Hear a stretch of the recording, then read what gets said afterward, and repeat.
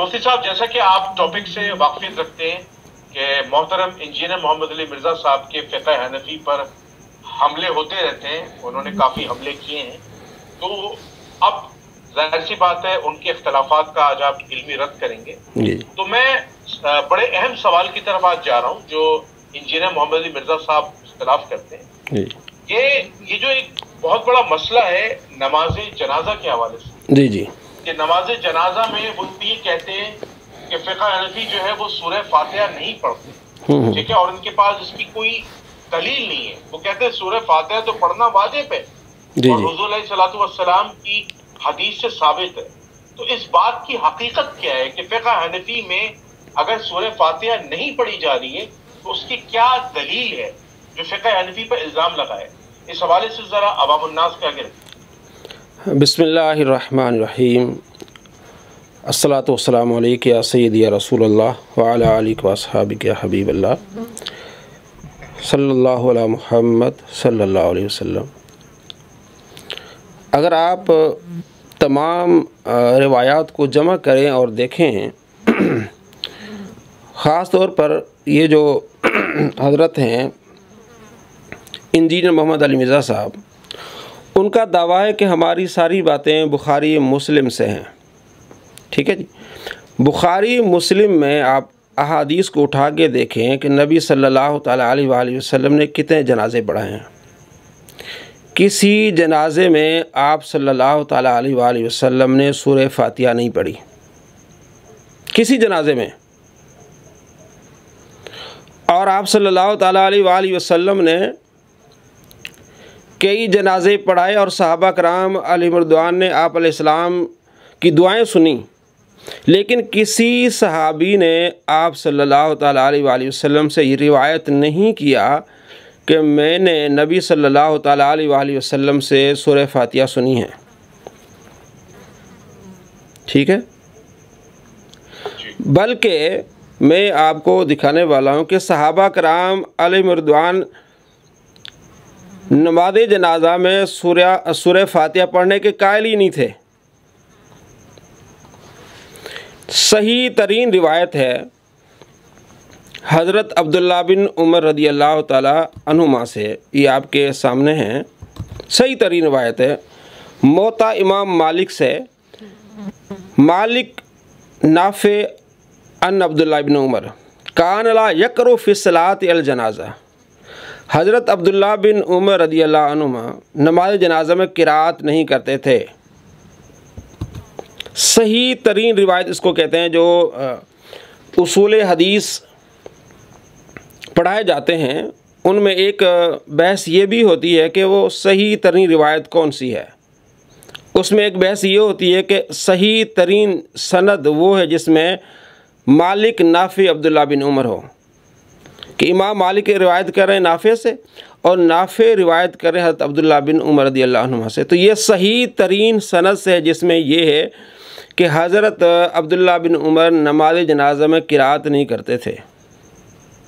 नबी सल्लल्लाहु तआला अलैहि वसल्लम के बारे में मुस्लिम में है, दूसरी किताबों में मौजूद है, आप सल्लल्लाहु तआला अलैहि वसल्लम बाज़ औक़ात किसी सहाबी का जनाजा नहीं पढ़ते थे, तो आप सल्लल्लाहु तआला अलैहि वसल्लम को बाद में बताया जाता तो प्यारे आका सल्लल्लाहु तआला अलैहि वसल्लम बाद में जाके उसका जनाजा पढ़ते थे। इस पर मेरी पूरी तहकीक है, मेरा पूरा एक लेक्चर है, पूरा एक यानी कि इसमें एक मेरी फसल जो मेरी PhD की है उसमें, कि ये सहाबा का मामूल था कि वो सूरह फातिहा के बगैर नमाज जनाजा पढ़ते थे। आगे मैं आपको दिखाता हूँ, ये सही तरीन रिवायत आपने देखी, आप सल्लल्लाहु तआला अलैहि वसल्लम का अमल आपने देखा, नबी सल्लल्लाहु तआला अलैहि वसल्लम के प्यारे सहाबी मौला अली रदी अल्लाह तआला अन्हु का मैं आपको अमल दिखाने वाला हूँ कि वो नमाज जनाजा कैसे पढ़ते थे। मुसन्नफ़ इब्न अबी शैबा में रिवायत है, अला बिन मुसय्यब अपने वालिद से रिवायत करते हैं कि हज़रत अली रदी अल्लाह अन्हु जब नमाज जनाजा पढ़ाते तो अल्लाह की हम्द से इब्तिदा करते, फिर नबी सल्लल्लाहु तआला अलैहि वसल्लम पर दुरूद भेजते, फिर मैयत के लिए दुआ करते। ये किन का अमल है? हज़रत अली रदी अल्लाह तआला अन्हु का, कि आप जब नमाज जनाजा पढ़ाते हैं यानी पहले हम्द करते हैं, सना पढ़ लें, किस तरह भी कोई भी हम्द कर लें, फिर दुरूद पाक पढ़ लें और उसके बाद मैयत के लिए दुआ। ये हज़रत अली रज़ी अल्लाह तआला अन्हु का तरीक़ा था। अब आप मुझे बताएं कि जो कहते हैं कि सूरह फातिहा पढ़ना वाजिब है, इसके बगैर नमाज जनाजा नहीं होता, तो मौला अली की नमाज हुई कि नहीं हुई? मौला अली की नमाज हुई है ना। मौला अली तो मौला अली रज़ी अल्लाह अन्हु बगैर सूरह फातिहा की नमाज पढ़ा रहे हैं। और ऊपर देखें हज़रत अबू हुरैरा रज़ी अल्लाह तआला अन्हु, ये भी मुअत्ता में रिवायत है 775। हज़रत अबू हुरैरा रज़ी अल्लाह तआला से पूछा गया कि आप नमाज जनाजा कैसे पढ़ाते हैं, तो आपने फरमाया जब जनाजा रखा जाता है तो मैं पहले तकबीर पढ़कर अल्लाह की हम्द करता हूँ, फिर नबी सल्लल्लाहु ताला अलैहि वसल्लम पर दुरूद पढ़ता हूँ, फिर मैयत के लिए दुआ करता हूँ। ठीक है। अब इसके अलावा भी बहुत सारी रिवायत है, मैं यहाँ सिर्फ आपको एक तज्ज़िया बताता हूँ। ये जो मैंने एक सही रिवायत भी बताई आपको, और उसी की तायद में बहुत सारी दूसरी रिवायात हैं। मुझे आप ये बताएं, आप बुखारी उठा के देखें कि हज़रत अब्दुल्ला बिन उमर रज़ी अल्लाह तआला अन्हु इतने आशिक़ रसूल थे, जब वो मदीने से मक्के जाते थे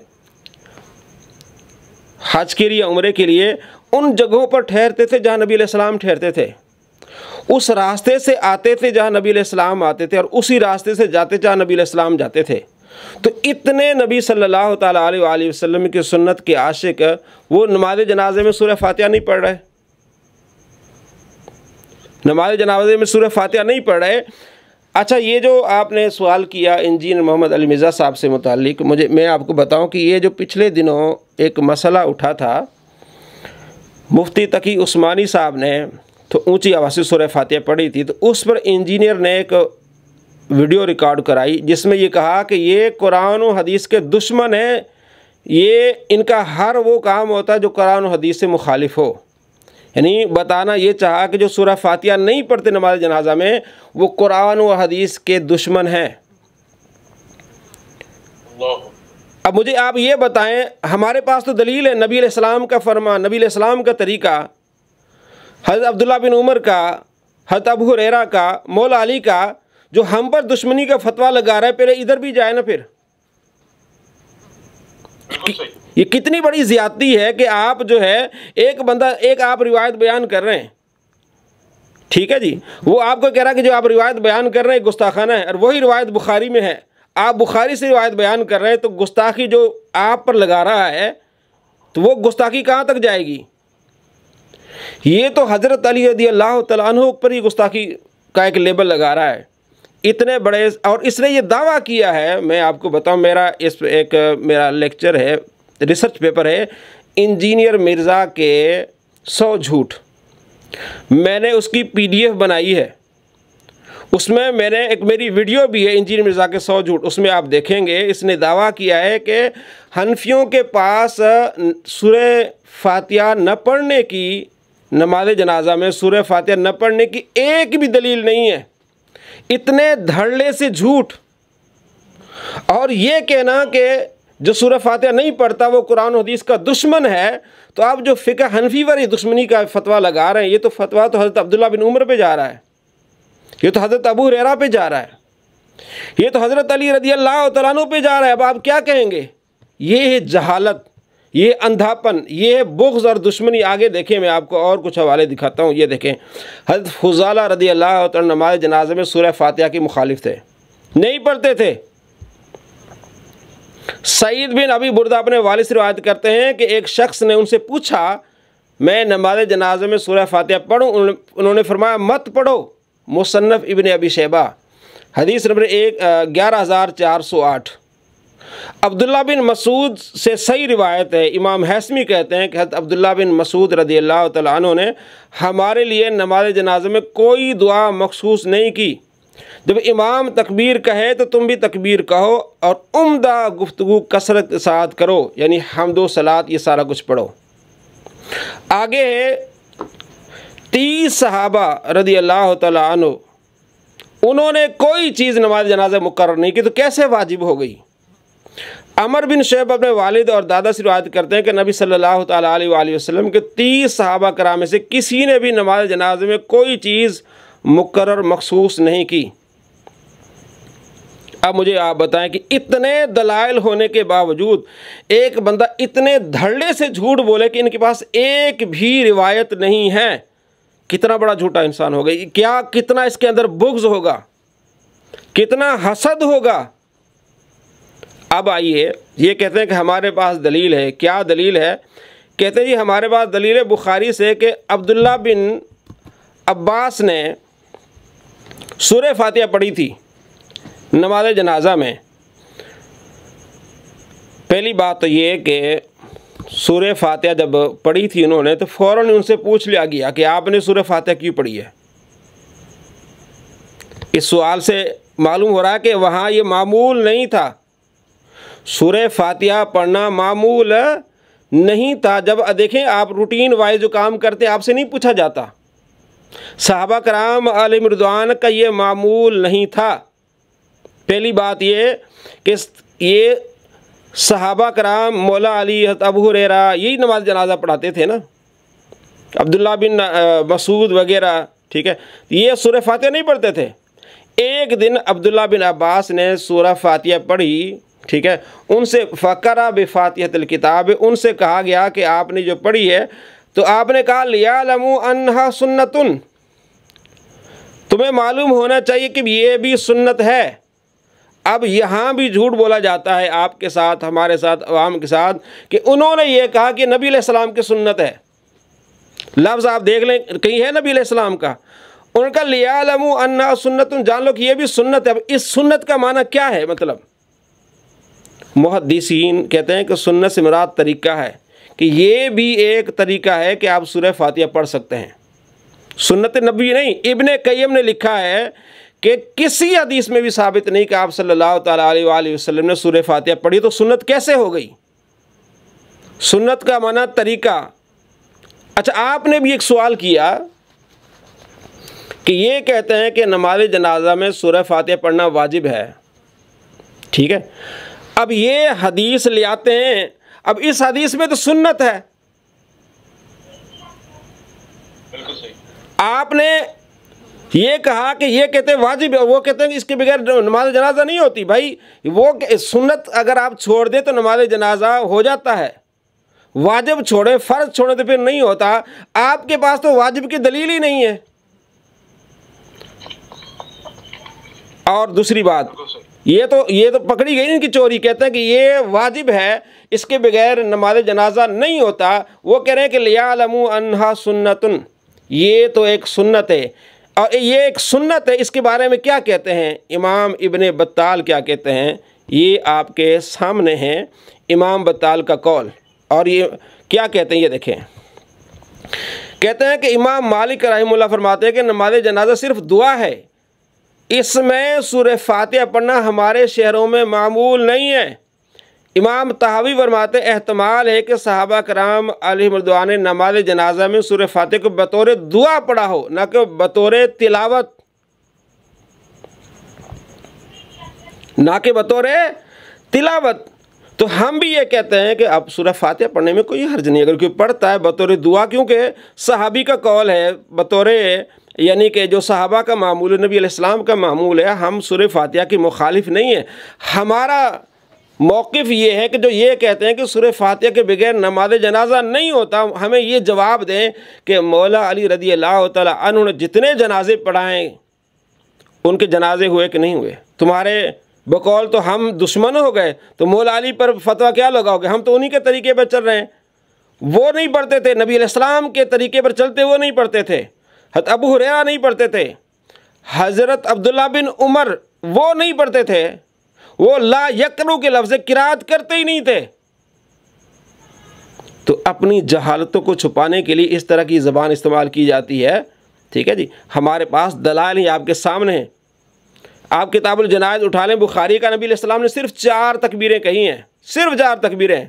तो हमारे पास दलील आ गई कि 4 तकबीरें कहना है नमाज जनाजा में, बाकी जितनी चीज़ें हैं वो मुस्तहब्बात हैं या सुन्नतें हैं, उसमें कोई फ़र्ज़ वाजिब नहीं है।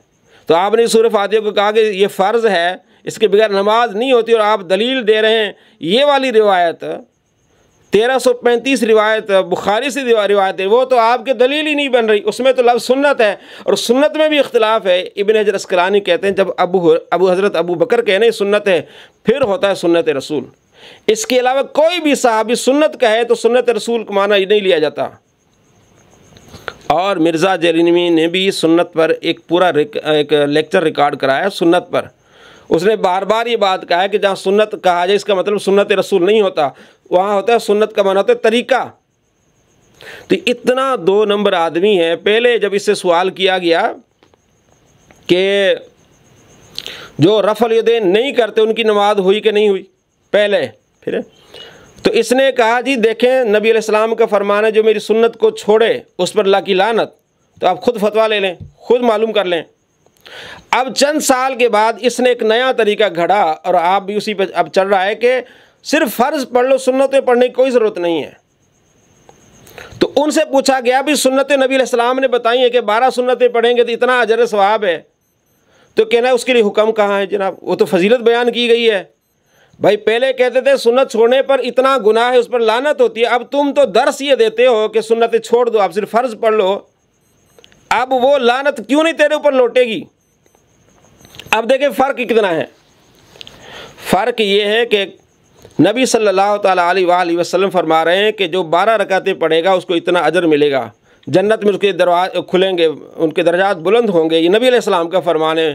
तिरमिज़ी अबू दाऊद में फ़ज़ाइल बयान हैं, उस फजीलत को छोड़ रहा है और रफ़ल यदैन पर एक भी फजीलत नहीं है। नबी सल्लल्लाहु ताला अलैहि वसल्लम ने कभी हुक्म नहीं दिया कि आप रफ़ल यदैन कर लो, कभी फजीलत बयान नहीं फरमाई आप सल्लल्लाहु ताला अलैहि वसल्लम ने। तो जिस फ़ेल की न फजीलत है न आपका हुक्म है, उसको छोड़ने वाले पर आप कह रहे हैं लानत है, और जिस पर आप अलैहिस्सलाम का अमल है और आपका फरमान है कि ये करो इसका सवाब ज़्यादा है, उसको छोड़ने पर आप कह रहे हैं कोई मसला नहीं है। ये होती है 2 नंबरियाँ, ये होती है चालाकियाँ। तो उस पर मैं मुफ्ती तारिक मसूद साहब का एक बयान सुन रहा था।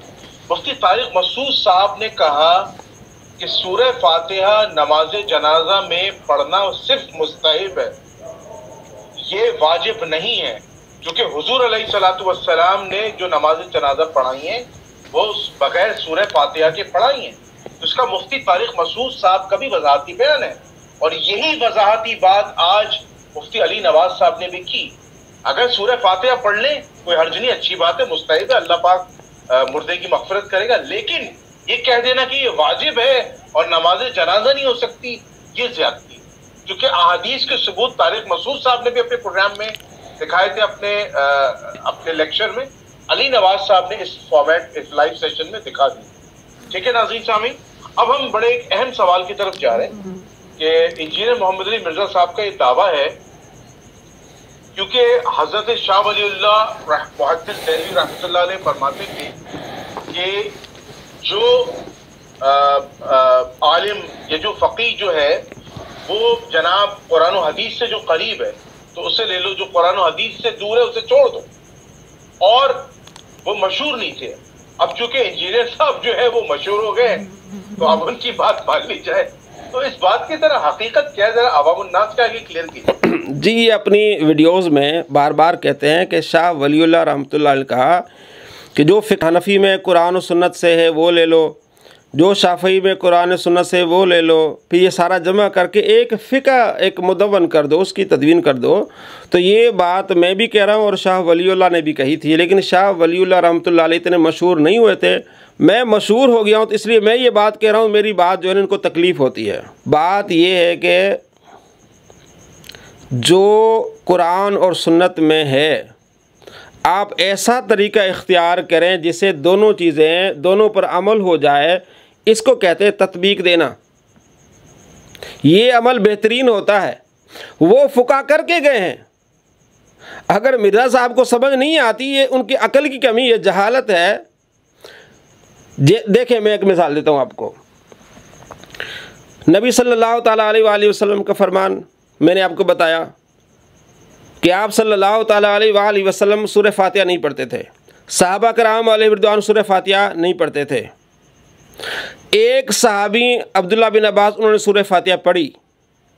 अब 2 चीज़ें हो सकती हैं कि आप सूरह फातिहा पढ़ें या उसका इनकार कर दें। अब इन्होंने ये किया कि जो सूरह फातिहा नहीं पढ़ता वो सुन्नत का मुखालिफ है, तो अब हज़रत अली को सुन्नत का मुखालिफ बना दिया, इब्ने उमर को सुन्नत का मुखालिफ बना दिया, हज़रत अबू हुरैरा को सुन्नत का मुखालिफ बना दिया, और इनके पास वाजिब की दलील कोई नहीं है। हमारे फुकहा ने ये जो शाह वलीउल्लाह की तरफ बात मंसूब करता है, पहले काम कर चुके हैं, थोड़ा सा अकल से काम लें।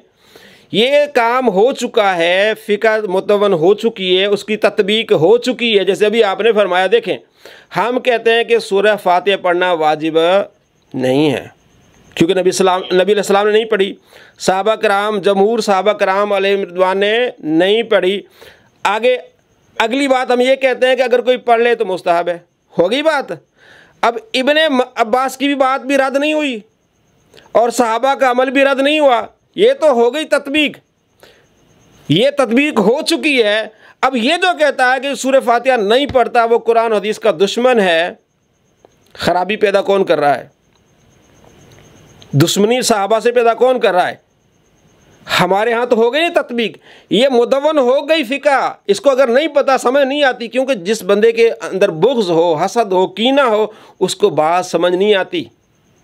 ये पहले ही तदवीन हो चुकी कि जनाब अगर आप सूरह फातिहा नहीं पढ़ते, नबी अलैहिस्सलाम ने नहीं पढ़ी, इब्ने उमर ने नहीं पढ़ी, मौला अली रज़ी अल्लाह ने नहीं पढ़ी, हज़रत अबू हुरैरा नहीं पढ़ी, 30 से ज़्यादा सहाबा ने इसका हुक्म नहीं दिया, अब्दुल्लाह बिन मसूद, ये सारे रज़ी अल्लाह अन्हुम ने नहीं पढ़ी, तो नहीं पढ़ेंगे तो मसला ही कोई नहीं। अगर पढ़ लेंगे तो मुस्तहब है, इनकार नहीं है किसी चीज़ का। जो इनकार करेगा वो इन बातों का जवाब दे कि जिन्होंने नहीं पढ़ी उनको आप क्या कहेंगे? आप उनको दुश्मने कुरान कहेंगे, ये दुश्मने हदीस कहेंगे? जो फतवे आप हम पर लगा रहे हैं ये फतवे उधर भी जाएंगे। तो ये जो सवाल था उसका जवाब पहले मौजूद था, ये फ़िक़्ह मुदव्वन हो चुकी, ये सारी बातें जमा हो चुकी।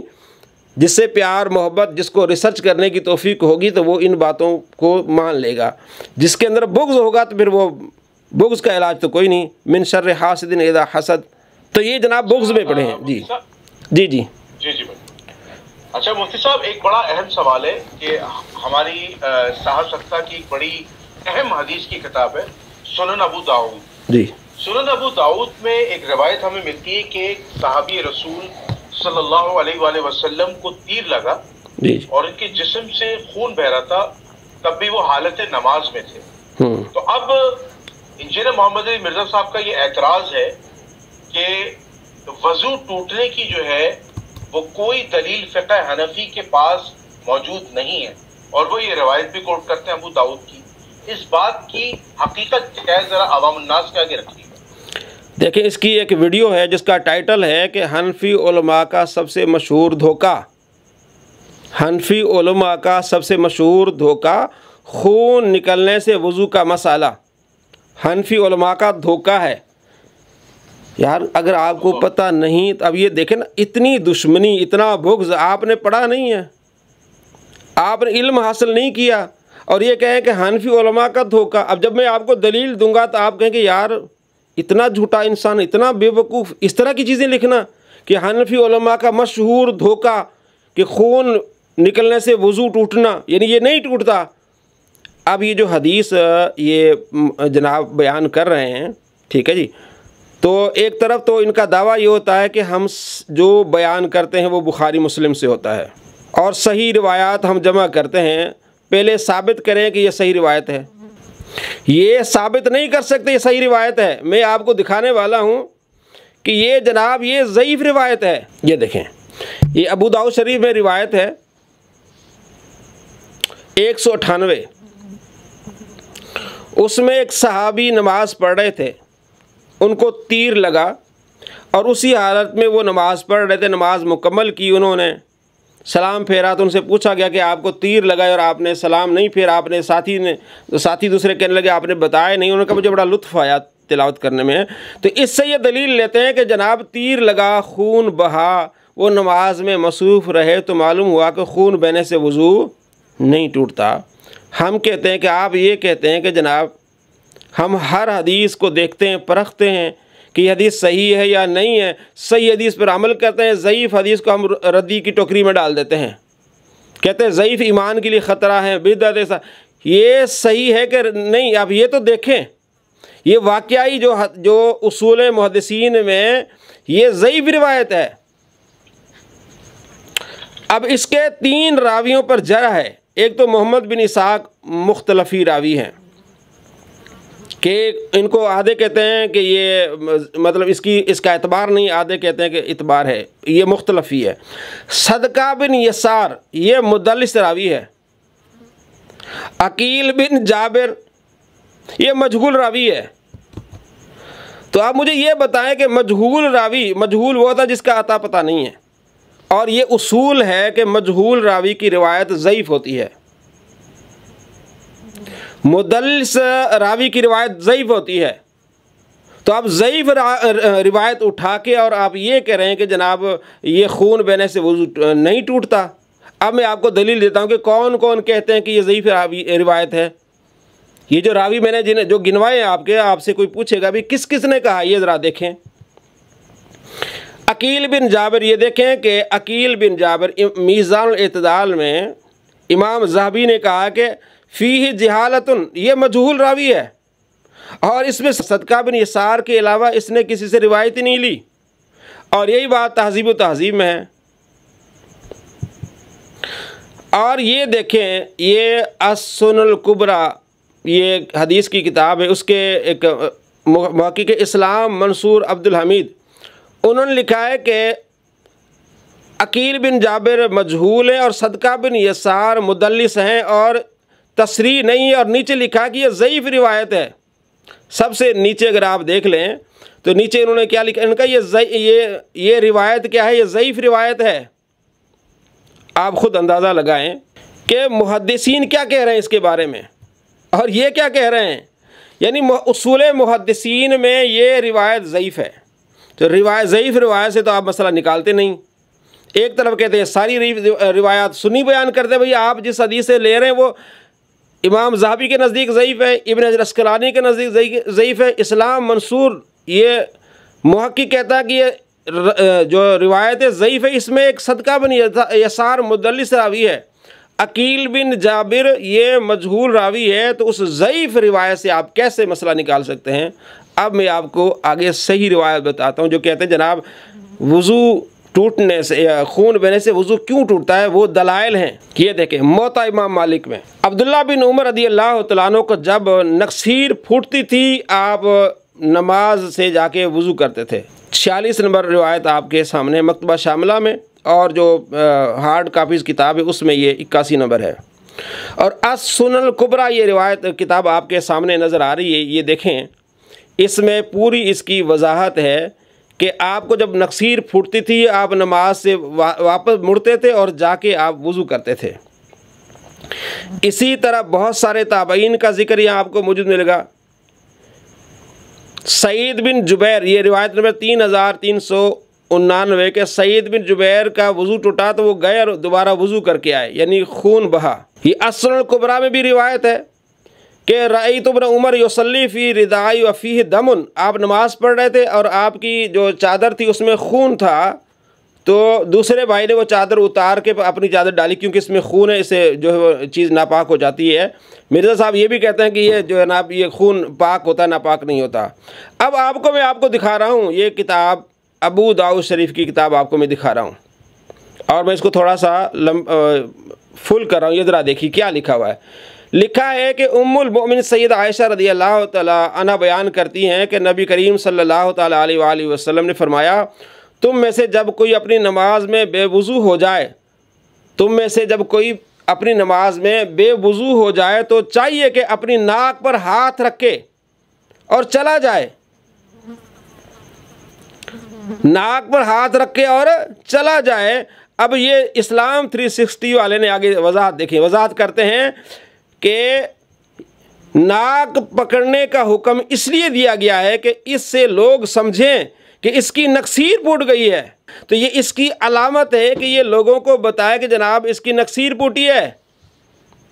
जुनैद साहब ये बात मशहूर है, नबी अलैहिस्सलाम फरमाते हैं कि जब तुम्हारा वज़ू टूट जाए नमाज में तो नाक यूँ पकड़ के निकल जाओ, ताकि लोगों को पता चले कि इसकी नक्सीर फूटी, इसका वज़ू टूट गया, अब जाके वज़ू करके आएगा। तो ये तो कन्फर्म सही रिवायत से होगा कि आपका खून बहने से, जिस्म से किसी भी हिस्से से खून बहने से आपका वज़ू टूट जाता है। ये नबी अलैहिस्सलाम से है। ये सहाबी का वाक़या बयान करते हैं जो जिसमें रावी मजहूल है, ज़ईफ़ रिवायत है, मुदल्लिस रावी है, उससे दलील लेते हैं, नबी अलैहिस्सलाम के फरमान को छोड़ते हैं। अब आप बताएं सच्चा कौन झूठा कौन? मैं आपको हदीसें दिखा रहा हूँ, हदीस के नंबर बता रहा हूँ। 1114 नंबर अबू दाऊद शरीफ में है। नबी सल्लल्लाहु तआला अलैहि वसल्लम फरमाते हैं कि जब तुम्हें से जब कोई अपनी नमाज में बेवुजू हो जाए तो चाहिए कि अपने नाक पर हाथ रख के और चला जाए। मतलब ये इशारा है कि जनाब मैं अभी इसलिए नाक पर मैंने हाथ रखा है कि मेरा वज़ू टूट गया है, अब मैं जा रहा हूँ। तो ये नबी अलैहिस्सलाम फरमा रहे हैं, मतलब ये मामूल है, ये सबको पता है कि जब नक्सीर फूटेगी तो जनाब मैंने जाके वज़ू करना है। ये नबी अलैहिस्सलाम के फरमान से। और आगे लिख रहे हैं इस्लाम 360 वाले भी कि जनाब ये वाज़े है कि ये पता चल जाए कि ये नक्सीर फूटी है। तो नबी अलैहिस्सलाम के फरमान से, सहाबा कराम के अमल से ये साबित है कि खून बहने से आपका वज़ू टूट जाता है। और जो इनके पास दलील है वो ज़ईफ़ रिवायत है, बतौर इनके एक झूठा वाक़या है, मुदल्लिस रावी से रिवायत कर रहा है। तो उसको अच्छा वो क्यों इस तरह कर रहा है? इसको जी इसके बाबा जी ज़ुबैर ज़ई ने सही कहा है, भाई तुम लकीर के फ़कीर हो, तुम तहकीक क्यों नहीं करते अपनी? आप मुहद्दिसीन के कौल को पढ़ें, उस हदीस के रावियों पर उनकी तहकीक करें, बगैर देखे बगैर सोचे जनाब उस पर आपने एतमाद कर लिया। और एतमाद कब करता है? एतमाद उस वक्त करता है जब इसकी अपनी ख्वाहिश पूरी हो रही हो। अगर यही ज़ुबैर ज़ई किसी ऐसी रिवायत को सही कहे या ज़ईफ़ कहे तो ये नहीं मानता। अपने रिसर्च पेपर में कई रिवायात लाया है जिनको ज़ुबैर ज़ई ने ज़ईफ़ कहा है, लेकिन कहता नहीं मैं इसलिए लाया हूँ कि इसको दूसरे साहब ने, अलबानी ने सही कहा। भाई ये तरह उसूल कौन सा? किसी एक को मान लो ना, अब्बा चुन लो तो एक चुन लो ना। तो उसूल मुहद्दिसीन से इनकी दलील ज़ईफ़ रिवायत से है और हमारी दलील अबू दाऊद से सही रिवायत से है, जिसमें नबी अलैहिस्सलाम फरमाते हैं जब तुम्हारा वज़ू टूट जाए तो नाक पे हाथ रख के निकल जाओ, ताकि लोगों को मालूम हो कि इसको नक्सीर फूटी और नक्सीर फूटने से वज़ू टूटता है, ये सबको मालूम है। इसी बहाने से निकल जाओ, दोबारा वज़ू करके आओ। तो कितना बड़ा दावा, कितना बड़ा झूठ इस पर ऐसी। और टाइटल किया दिया देखें, हनफी उलमा का मशहूर धोखा। या कोई शर्म होती है, कोई हया होती, इतनी बेशर्मी। हदीस के मुखालिफ तुम हो गए, तुमने पढ़ा नहीं पढ़ा होगा, लेकिन बुग़्ज़, कीना, हसद ये जब आ जाते हैं ना तो ये चीज़ें भूल जाता है बंदा। तो हनफी उलमा का मशहूर धोखा, तो नबी अलैहिस्सलाम के बारे में तुम क्या कहोगे? हज़रत आयशा रज़ियल्लाहु तआला अन्हा ने इसको नकल किया, इसके बारे में तुम क्या कहोगे? इमाम अबू दाऊद ने इसको नकल किया, इन मुहद्दिसीन के बारे में तुम क्या कहोगे? हनफी उलमा का मशहूर धोखा। भाई वो तो दलील हदीस से ले रहे हैं, वो तो नबी अलैहिस्सलाम के फरमान से हदीस दलील ले रहे हैं, और तुम किस तरह की ज़बान इस्तेमाल कर रहे हो अवाम को धोखा देने के लिए? हनफी उलमा का मशहूर धोखा। कैसी देखें अब चालाकियाँ करते हैं और झूठ बोलते हैं जी। अच्छा मुफ्ती साहब, एक ज़िमनी सवाल मेरे जहन में आया जी। मुफ्ती साहब ये बताइएगा कि एक बड़ा मशहूर तारीख़ इस्लाम में एक वाक़या है। वो वाक़या ये है कि मौला अली अलैहिस्सलाम को किसी ग़ज़वा में, किसी जंग के अंदर, किसी लड़ाई के दौरान तीर लग गया था और वो तीर उनके जिस्म से नहीं निकल रहा था। तो हुज़ूर अलैहिस्सलातु वस्सलाम ने इरशाद फरमाया कि जब अली हालत नमाज में हो तो तीर निकाल। तो यकीनन जब हालत नमाज में उनका तीर निकाला गया होगा तो उनके जिस्म से खून निकला होगा। तो क्या आप ये समझते हैं कि जब वो खून निकला होगा तो मौला अली अलैहिस्सलाम की नमाज हुई है या नहीं हुई है? इस हवाले से आप क्या रोशनी डालें? इसका जवाब यही है, जैसे आपने कहा कि मशहूर वाक़या है, आपने भी नहीं पढ़ा और हमने भी नहीं पढ़ा कि किस किताब में ये है। ये वाइज़ीन बात बयान करते हैं, ये किसी अथेंटिक किताब में हमें नहीं मिला। अच्छा, हाँ जी, जी। अच्छा, इसी तरह एक और चीज़ है जी जी, कि इसी तरह करबला के मैदान में जब जुमे की नमाज का वक्त आया था तो हजरत इमाम हुसैन अलैहिस्सलाम को जुमा पढ़ने नहीं दिया गया था और उनका जिस्म जख्मी था और क्या कहते हैं उनके जिस्म के अंदर जख्म थे, ज़ाहिर सी बात है खून भी बह रहा था। तो बहालत मजबूरी उन्होंने जोहर की नमाज अदा की थी उनके साथ जो उनके साथी अहलुल बैत थे। तो उनकी नमाज के हवाले से आप क्या कहेंगे? हाँ, इस बारे में देखें, जंग के हालात मुख्तलिफ हैं। जंग के हालात क्या हैं?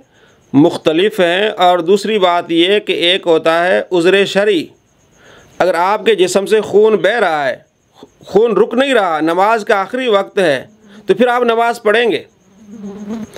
इसी तरह हज़रत उमर रज़ी अल्लाह तआला अन्हु को जब शहीद किया गया तो आपके पेट से पानी और खून निकल रहा था और उधर से सूरज निकल रहा था, नमाज का टाइम निकल रहा था। तो अब आप वज़ू करते तो तब भी खून निकल रहा है। अब जिनको जैसे इमाम हुसैन रज़ी अल्लाह तआला अन्हु के बारे में आपने गुफ्तगू की, तो ज़ाहिर है वो खून टपक रहा है ना। आप वज़ू करेंगे तभी टपकेगा, ना करेंगे तभी क्या करेगा? टपकेगा। तो वो जंग के हालात इससे मुख्तलिफ हैं। यानी आप ये कहना चाह रहे हैं कि हालत जंग के अंदर अब मेडिकेशन तो है नहीं कि कोई मेडिकल ट्रीटमेंट हो, वो तो है जी जी। सूरत में अल्लाह ताला उस सूरत में नमाज कबूल कर लेता है जी जी, वो नमाज हो जाती है। हाँ जी, बिल्कुल बिल्कुल सही, बिल्कुल सही। अच्छा अल्लामा साहब, एक और बड़ा अहम सवाल है, ये बताइएगा कि ये इमाम खुदूरी के मुतालिक वो कहते हैं कि खुदूरी ने लिखा है कि कुत्ते से और गधे से जो है वो बदफेली में ख्याल से जायज़ है। ये फ़िक़्ह हनफ़ी में लिखा है। ला हौल वला हकीकत क्या है?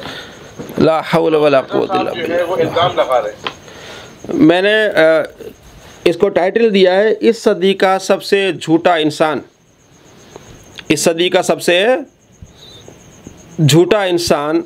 कुदूरी में कहीं भी नहीं लिखा हुआ कि कुत्ते से, गधे से। और आपको बताऊं, ये इमाम कुदूरी को कहता है कुतूरी, और ये भी बताता है कि कुतूरी का माना होता है कुत्ते का बच्चा।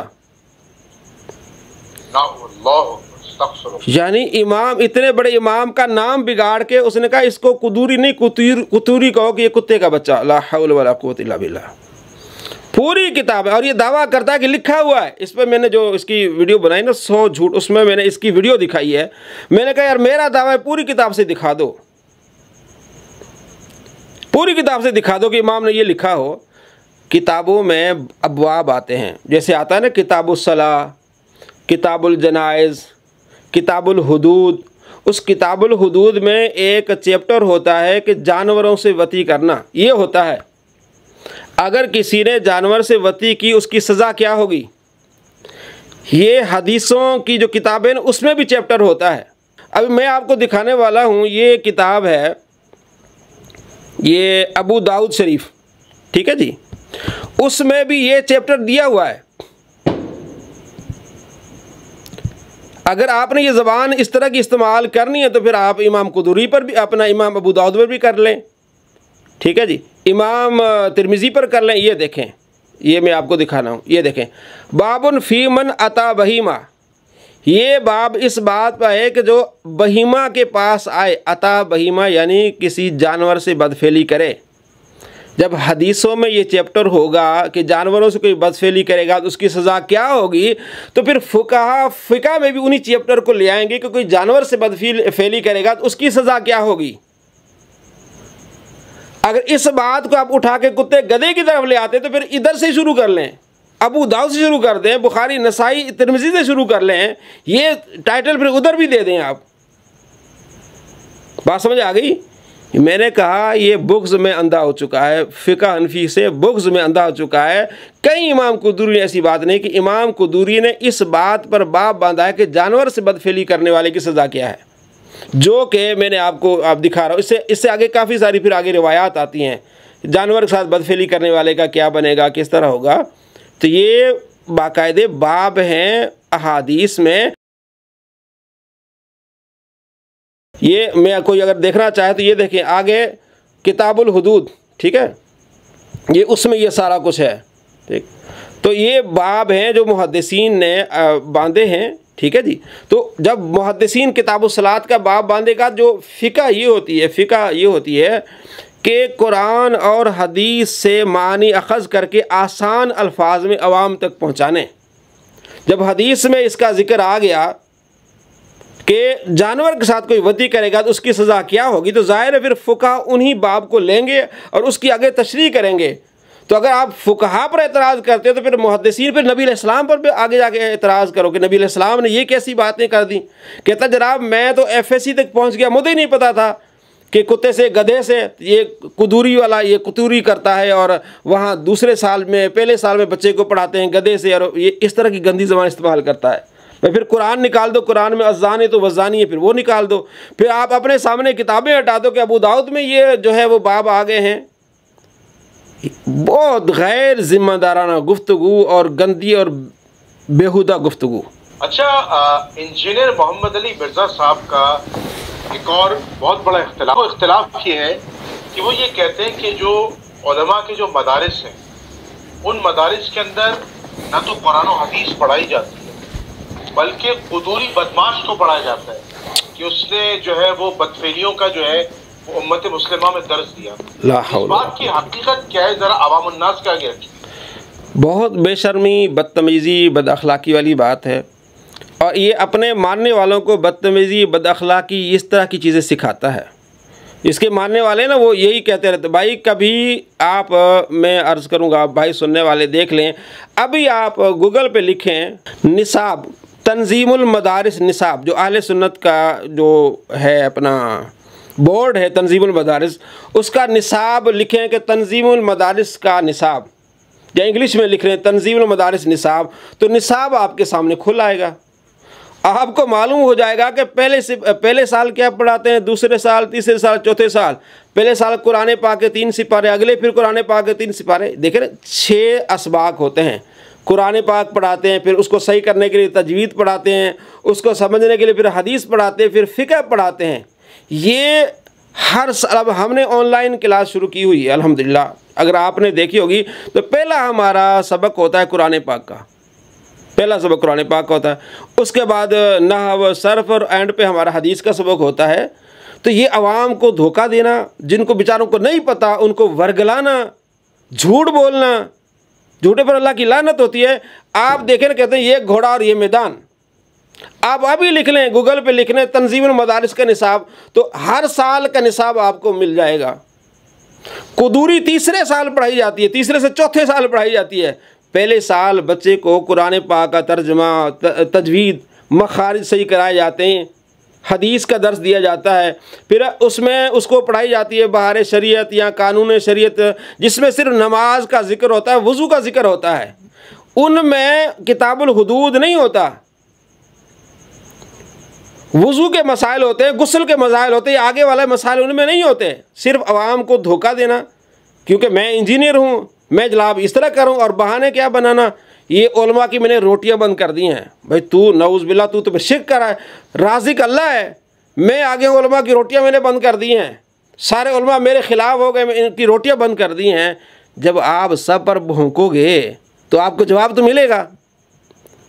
जब अहले सुन्नत पर भौंकोगे, अहले तशय्युअ पर भौंकोगे, ठीक है, देवबंद पर, अहले हदीस पर, सब पर भौंकोगे तो हर एक ने जवाब तो देना है। फिर ये कहना कि जनाब मेरे ख़िलाफ़ सारे वीडियोस बनाते, फिर भौंको ना। देखें इस तरह की गंदी ज़बान जब ये बंदा इस्तेमाल करेगा कि इमाम कुदूरी को कुतूरी कहो, कुत्ते का बच्चा। अच्छा एक मज़े की बात बताऊं आपको जुनैद भाई, मज़े की बात बताऊं आपको, इसने मेरे ऊपर FIR कराई हुई है। अच्छा, हाँ जी, मेरे ऊपर FIR कराई हुई है। तो मुझे इन्वेस्टिगेशन वाले ने बुलाया, अफसर ने बुलाया कि एक लड़के ने कोई गया इसकी एकेडमी में, कोई इसको कत्ल करना चाहता था, तो उसमें FIR में लिखा है कि मुफ्ती अली नवाज़ साहब इसको पैसे देते हैं, फंडिंग करते हैं, असला चलाना इसको सिखाते हैं। ये लड़का उन्होंने तैयार करके भेजा है। अच्छा, हाँ जी, पुरानी बात है। ये 4 माह पहले इन्होंने FIR कटवाई। 3-4 मुफ्तियों में से मेरा नाम भी है। अच्छा, हाँ जी। अब मुझे पिछले 10 दिन पहले मुझे बुलाया गया, मैं चला गया, मुझे कौन सा डर था। तो इसके चेले खुद नहीं आया, सच्चा आदमी होता ना खुद आ जाता है, खुद नहीं आया। अच्छा, जब वो आमने सामने बात हुई तो मैं तो खामोश रहा। वो अफसर उनसे पूछ रहा है कि भाई तुमने जो FIR में ये लिखवाया है कि ये मुफ्ती इस लड़के को पैसे देता था, तुम्हारे पास क्या सबूत है? कोई सबूत नहीं। झूठे आदमी, क्या सबूत है? नहीं जी, इनकी तकरीरें। उनके जी तकरीरें तो अलग बात है, तुम ये कहते हो कि इन्होंने उनको पैसे दिए, तुम्हारे पास क्या सबूत है? जब मैं आपको पैसे दूं तो जाहिर है आप पर फ़ोन पे बात करूंगा, इजी पैसा, जहेज कैश, कोई तरीका तो होगा ना। अच्छा, उन्होंने तफ्तीशी अफसर साहब ने कहा कि क्या आपने ये देखा है कि मुफ्ती अली नवाज साहब का उस लड़के का आपस में कहीं फ़ोन पर रब्ता हुआ? उनके जी हमें नहीं पता। कोई कब पैसे दिए हमें नहीं पता, कहाँ तरबियत दी हमें नहीं पता। उसने कहा फिर पता क्या है तुम्हें? ऐसे किसी भी FIR लगवा रहे? उन्होंने हमें, इन्होंने जो तकरीरें की हैं उस तकरीर से ये बच्चा वो तैयार होके मारने आया। तो उसने तफ्तीशी अफसर ने कहा कौन सी तकरीर ले आओ? उनके जी हमें 1 हफ़्ते का टाइम दें। उसने कहा जी 1 हफ़्ते का टाइम नहीं मिलेगा, आप कल ले आएँ। मैंने कहा इनको कहें कल ले आएँ, मैं फैसलाबाद से जेलम आया हूँ तो मैं 1 हफ़्ते के बाद नहीं, मैं रात यहाँ रहूँगा तो कल ले आएँ। अगले दिन उनका ठीक है जी। अगले दिन आए, DSP के पास हमें बुलाया गया, मैं भी वहाँ गया। तो ये पहले चले गए चेले जो उसके थे, उन्होंने वो पूरी ना लिस्ट लेके आए मेरी वीडियोस की। उसमें एक वीडियो ऊपर टाइटल था इंजीनियर मिर्ज़ा कुत्ते का बच्चा। तो वो तफ्तीशी अफसर ने मुझे, वो पहले परेशान हो गया, मुफ्ती साहब आपने ये लिखा है इंजीनियर मिर्ज़ा कुत्ते का बच्चा। मैंने कहा सर आपने वीडियो नहीं देखी, उसमें यह है कि इसने इमाम कुदूरी को कहा है कुत्ते का बच्चा। तो मैंने उसमें इसको जवाब दिया है, इसने ये कहा है कि मैं ज़िंदगी में मैंने ऐसा कभी बेहुदा लफ्ज़ नहीं बोला, आज तक मैंने कोई बेहुदा लफ्ज़ नहीं निकालता, तो मैं जब भी निकालता हूँ अच्छा लफ्ज़ निकालता हूँ। तो इसके नज़दीक कुत्ते का बच्चा बेहुदा लफ्ज़ नहीं है। तो आप इसको आज के बाद इसको, जब इमाम कुदूरी को कुत्ते का बच्चा कहता है बेहुदा लफ्ज़ नहीं है, तो आज आप इसको इंजीनियर को कुत्ते का बच्चा कह सकते हैं इसके उसूल के मुताबिक। वो हैरान हो गए कि किस इतने बड़े इमामों को ये कहता है। उनका जी हाँ। अच्छा, फिर वो लिस्ट जो है वो DSP के पास चली गई।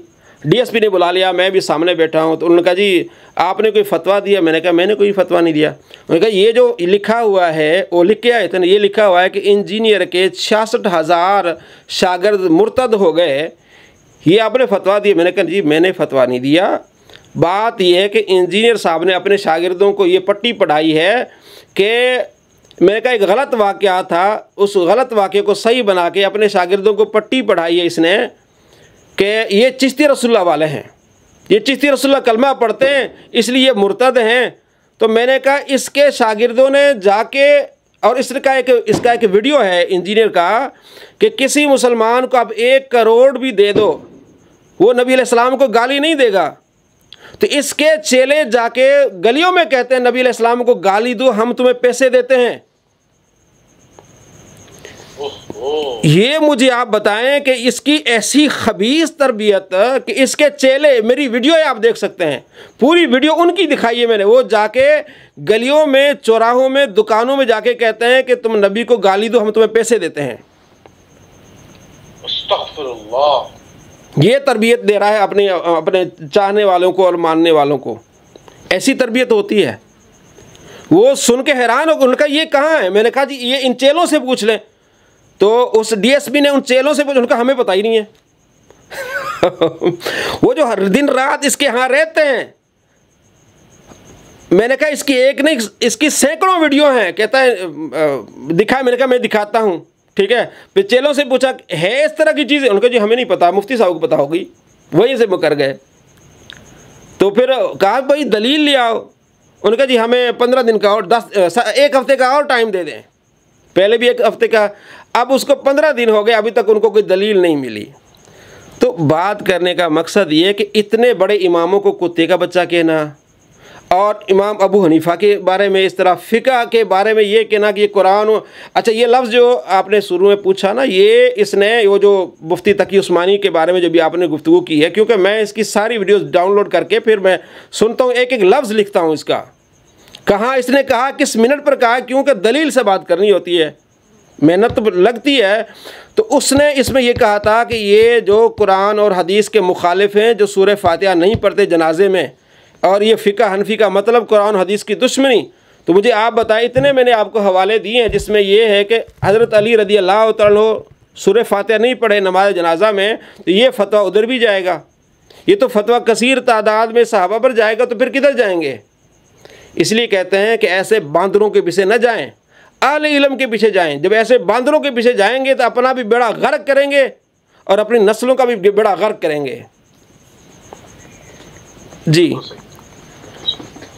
अच्छा, इसमें एक और बड़ा अहम सवाल है जो इंजीनियर मोहम्मद अली मिर्जा साहब का जो एतराज़ है वो ये कि वो फ़िक़्ह हनफ़ी पर ये इल्ज़ाम आयद करते हैं कि फ़िक़्ह हनफ़ी में कुत्ता उठाकर नमाज पढ़ना जायज़ है और बच्चा उठाकर नमाज पढ़ना नाजायज़ है। ला हौल वला बात की ज़रा हकीकत अवामुन्नस के आगे रखिएगा कि ये मुझे भी बड़ी अजीब व गरीब बात लगी कि मिर्ज़ा साहब ने क्या इल्ज़ाम लगाया है। इस हवाले से ज़रा अवामुन्नास को बताइए। झूठ है, झूठ है, झूठ है सर, अल्लाह की लानत। तो किसी फ़िक़्ह इसमें नहीं है फ़िक़्ह की किताब में कि आप कुत्ता उठा के तो नमाज़ पढ़ लें और जो है वो अपना बच्चा उठा के नमाज ना पढ़ें। बुखारी शरीफ में हदीस है जिसमें आप सल्लल्लाहु ताला अलैहि वसल्लम ने अपनी नवासी उमामा रज़ी अल्लाह अन्हा को आपने नमाज की हालत में उठाया था 2-3 मरतबा। उसी की शरह करते हुए अल्लामा ग़ुलाम रसूल सईदी रहमतुल्लाह अलैह ने लिखा है, और ये बदाए सनाए में उसका हवाला दिया है कि आज भी अगर कोई एक हाथ से अपने बच्चे को उठाए नमाज में तो उठा सकता है। ये नबी अलैहिस्सलाम का फ़ेल है, उन्होंने बाकायदा लिखा है इस बारे में। अगर आप लिखेंगे ना गूगल पे कि उमामा, नबी अलैहिस्सलाम ने नमाज में उमामा को उठाया था, वो हदीस बुखारी से आपको मिल जाएगी। तो उसकी शरह में मुहद्दिसीन ने अल्लामा ग़ुलाम रसूल सईदी रहमतुल्लाह अलैह नेमतुल बारी में वाज़े तौर पर लिखा है बदाए सनाए से, दूसरी किताबों से, कि जनाब किसी भी आप अपने बच्चे को अगर रोता है, मजबूरी है, तो आप उसको उठा सकते हैं, बच्चे को उठा सकते हैं। ये कहते हैं उठा सकते हैं। अच्छा, फिर क्या होता है जब फ़िक़्ह की किताबें होती है ना, फिर उसमें मज़ीद वज़ाहत आती है, मज़ीद जो है उसमें खुलासा आता है। फिर उन्होंने ये भी लिखा फ़िक़्ह की किताबों में कि इसी तरह अगर कोई बंदा नमाज में है, कोई जानवर आ गया तो अगर उठा लिया, जानवर को उठा लिया, तभी नमाज हो जाएगी। ये इमाम इब्न हज़र इसने अस्क़लानी ने इसी हदीस की शरह करते हुए लिखा है, और वहाबी उलमा ने भी इसी हदीस की शरह करते हुए लिखा है कि कोई जानवर भी उठा लें तो आप नमाज आपकी नहीं टूटेगी। अब उस जानवर से इन्होंने कुत्ता निकाल लिया है, और जानवर दुर्रे मुख्तार की इबारत लाते हैं कि आप कोई जानवर भी नमाज में, आप देखें नमाज पढ़ रहे हैं, अगर आपका जहाँ बकरियां हैं, सारा कुछ ऐसी चीज़ें होती हैं, क्योंकि इस्लाम तो सारी दुनिया के लिए है ना, सिर्फ घर में मैं और आप अगर अलग बैठे हैं तो कुछ ऐसे भी हैं जो बकरियां पालते हैं, कुछ ऐसे हैं जो जंगलों में रहते हैं, मुसलमान, सब के लिए है। तो उसमें यह कि एक बंदा नमाज पढ़ा और बकरी आ गई या उसका बच्चा आ गया, उसको आपने एक हाथ से आगे पीछे किया या उठा लिया तो आपकी नमाज नहीं टूटेगी। ये सब फुक़हा ने लिखा है। उस जानवर से इन्होंने कुत्ता निकाल लिया, जिस तरह मैंने पहले आपको बताया ना कि बहीमा जानवर से इन्होंने गधा निकाल लिया था। पता नहीं इनको कुत्ता निकालना, गधा निकालना क्यों आ जाता है, क्योंकि हर बंदा अपनी नस्ल की तरफ जाता है। बात समझ आ रही है? तो जानवर से कुत्ता क्यों निकालते हैं ये, और गधा क्यों निकालते हैं ये? हर बात में आप इसे बकरा भी निकाल सकते हैं, आप इसे मतलब कोई और जानवर भी निकाल सकते हैं, लेकिन हर बात में कुत्ता और गधा क्यों निकालते हैं? जब बात आ रही जानवरों की तो आपका ज़हन अच्छी तरफ भी जा सकता है, लेकिन आप कुत्ते की तरफ क्यों जाता है? क्या उनकी खासियत मिलती जुलती है? क्योंकि कुत्ता भौंकता रहता है, ये भी भौंकते रहते हैं हर बात पे, शायद ये वजह हो सकती है। जी अच्छा मुफ्ती साहब, इसमें ज़िमनी सवाल मैं आपसे पूछना बड़ा ज़रूरी समझूंगा, इसकी आप क्लैरिफिकेशन दीजिएगा। मैंने इंजीनियर मोहम्मद अली मिर्ज़ा साहब की काफ़ी वीडियोस भी देखी हैं, जाहिर सी बात है उनकी फ़ैन फॉलोइंग है 2 मिलियन से ज़्यादा उनके सब्सक्राइबर्स हैं। तो मैं पूछना ये चाह रहा हूँ कि मैंने इंजीनियर मोहम्मद अली मिर्ज़ा साहब की कई ऐसी वीडियोस देखी जिसमें उन्होंने हुजूर अलैहिस्सलातु वस्सलाम की शान अक़दस को बयान किया और अपने प्लेटफॉर्म से, चाहे वो ग़ज़वा बदर का मामला हो, ओहद का मामला हो, चाहे वो खैबर का मामला हो, चाहे वो फ़तह मक्का का मामला हो या हुजूर की सुन्नत का मामला हो, तो जब वो एक तरफ अपनी वीडियोस में हुजूर अलैहिस्सलातु वस्सलाम की अज़मत के कायल हैं और वो दर्ज दे रहे हैं, तो ये कैसे हो सकता है कि उन्हीं के स्टूडेंट्स जो हैं वो गली कूचियों में जाकर नाउज़ुबिल्लाह तौहीन रिसालत का दर्ज दे रहे हों कि उस मामलात में वो पैसे दे रहे हों?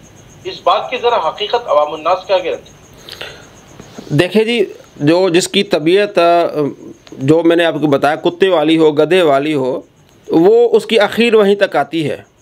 जब आप देखेंगे नबी अलैहिस्सलाम की तारीफ़ कर रहा है, ज़रूर आप देखेंगे डंग मारेगा किसी सुन्नी को, डंग मारेगा किसी शिया को, डंग मारेगा किसी देवबंदी को। जब आप नबी अलैहिस्सलाम की तारीफ़ कर रहे हैं तो आपका ज़हन उधर जाना चाहिए ना, आपका ज़हन आगे पीछे तो नहीं जाना चाहिए। मैं एक मिसाल आपको देता हूँ। इसने सैयदा फ़ातिमा रज़ियल्लाहु तआला अन्हा की शान बयान की, सैयदा फ़ातिमा रज़ियल्लाहु तआला अन्हा की शान बयान की और कहते हैं कि एक मरतबा अब्दुल्ला बिन मसूद ने देखा कि नबी सल्लल्लाहु तआला अलैहि वसल्लम पर कुफ़ार ने ओझड़ी फेंकी। ठीक है, तो अब्दुल्ला बिन मसूद रज़ियल्लाहु तआला अन्हु इधर उधर देखने लगे। किसी एक सहाबी गए और जाके हज़रत फ़ातिमा ज़हरा रज़ियल्लाहु, अच्छा यहाँ उसने ये कहा कि हज़रत अब्दुल्ला बिन मसूद भी देखते रहे और सहाबा देखते रहे, अबू बकर भी देखते रहे, वो डरते रहे, सहाबा डरते रहे, अबू बकर डरते रहे कि वो ओझड़ी नहीं नबी अलैहिस्सलाम से उतारी, कहीं ये हमारी फेंटी न कर दें ये कुफ़ार। फिर एक सहाबी ने जाके हज़रत फ़ातिमा ज़हरा रज़ियल्लाहु तआला अन्हा को ये बात बताई, वो आई, उन्होंने ओझड़ी उतारी। ठीक है, ये बात तो बुखारी में है कि हज़रत फ़ातिमा ज़हरा रज़ियल्लाहु तआला अन्हा को बताया गया, ये नहीं कि सहाबी ने बताया, ये भी झूठ है, किसी ने जाके बताया, उन्होंने वो ओझड़ी उतारी। लेकिन यहाँ सहाबा का जिक्र नहीं है, या बिलखुसूस हज़रत अबू बकर को डरपोक कहा उसने। हज़रत अबू बकर सिद्दीक़ रज़ियल्लाहु तआला मौजूद ही नहीं थे वहाँ, हदीस में जिक्र ही नहीं है उनका।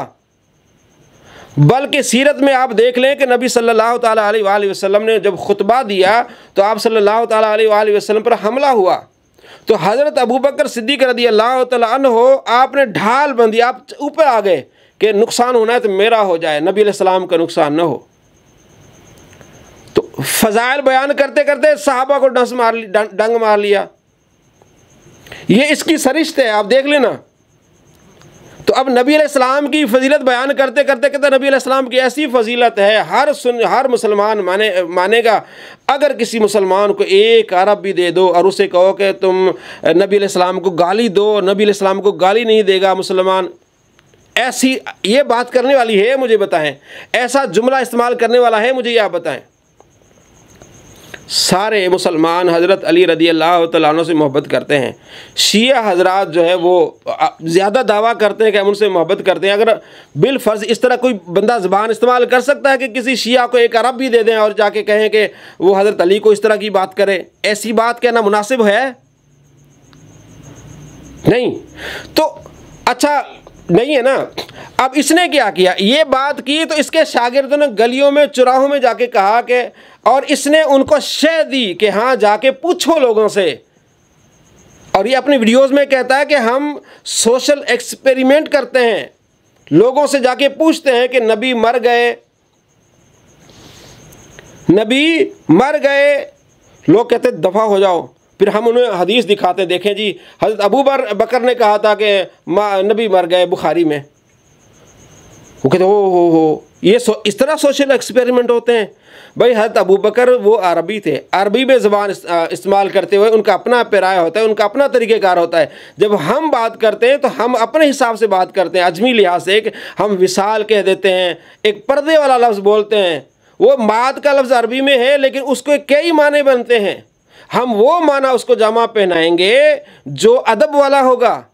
उनके यहाँ ये चलता है, वो अपने वालिद को पूरा डायरेक्ट नाम लेते हैं, लेकिन हम अपने वालिदैन का डायरेक्ट नाम नहीं लेते, अब्बा जी कहते हैं। तो उनके यहाँ चलता है, हमारे यहाँ नहीं चलता। जब हम उर्दू तर्जमा करेंगे तो इस अपने ज़बान का वो एहतराम करते हुए वो कहेंगे। तो अब ये सोशल एक्सपेरिमेंट करता है, ये लोगों को कहता है कि जाके कहो कि नबी अलैहिस्सलाम मर गए, तो ये कहेंगे यार इस तरह, ये कोई तमीज़ है? और इस पर बार बार कहता है कि ये सुन्नियों ने यूँ तर्जुमा किया होगा, नबी अलैहिस्सलाम विसाल फरमा गए, पर्दा फरमा गए, लेकिन अरबी में ये है कि नबी अलैहिस्सलाम मर गए। ये देखें आप, इनके जो हैं जितने भी शागिर्द, आप 99% देखेंगे बदतमीज़ बद अखलाक निकलेंगे। मतलब गाली देने से नीचे तो बात ही नहीं करेंगे ना। पहले ये उलमा के ख़िलाफ़ थे, फिर औलिया के ख़िलाफ़ थे, फिर सहाबा पर, अब तो सहाबा को भी इन्होंने आगे, फिर नबी अलैहिस्सलाम तक ये पहुँचे हैं, और खुदा पर भी इन्होंने काफ़ी सारी बातें की हैं। तो अच्छे की सोबत इंसान को अच्छा बना देती है, इस तरह बदतमीज़ झूठे इंसान की सोबत इंसान को झूठा बना देती है। अब मैंने इसके 250 से ज़्यादा झूठ पकड़े हैं, 250 से ज़्यादा झूठ, एक दो की बात नहीं कर रहा। और 50 इसकी कलाबाजियाँ, वो कलाबाजियाँ कि एक बात कही है और ख़ुद उसके खिलाफ दूसरी बात कह दी है अपने ही अल्फाज में। हाँ जी, 50 कलाबाजियाँ। मतलब मैं आपको ये कहूँ कि वो कहता है कि ये जो किताब है अल-मुदव्वरतुल कुबरा, ये इमाम मालिक की है ही नहीं है, गलत मंसूब है। फिर 2 माह के बाद कहा ये तो इमाम मालिक की अपनी किताब है, मालिकी इसको मानते हैं, अहले हदीस नहीं मानते, तो हम क्या करें? अब आप मुझे बताएं। क्योंकि पहले 2 महीने चूँकि इसका काम नहीं था ना उसमें, 2 महीने के बाद फिर इसका काम उसमें पड़ गया, अपनी ख्वाहिशात पे चलते हुए, तो ये बात करनी पड़ती है। ये है इसका तरीक़ेकार।